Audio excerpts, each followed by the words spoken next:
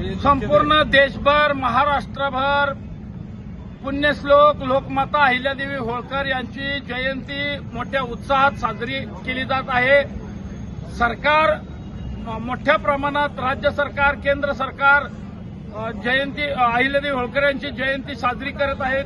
रात्री 12 वाजता पुण्यश्लोक अहिल्यादेवी होळकर यांच्या जयंतीनिमित्त संपूर्ण महाराष्ट्रातून समाज बांधव चौंडी त्यांच्या जन्मगावी चौंडी येथे जल्लोष साजरा करत असताना या राज्यातील जातीवादी आमदार रोहित पवार यांनी काही गुंड प्रवृत्तीचे लोक त्या ठिकाणी जयंतीच्या कार्यक्रमामध्ये राडा घालण्यासाठी आणून त्या ठिकाणी रोहित पवार आगे बढो अशा घोषणा दिल्यानंतर तेथील अहिल्या भक्तांनी त्यांना त्या ठिकाणाहून हुसकावून लावलं। माझं रोहित पवारांना आव्हान आहे, चौंडीच्या मातीमध्ये ज्यांनी आजपर्यंत राजकारण केलं ते मातीत गेल्याशिवाय मातीत गेलेले आहेत।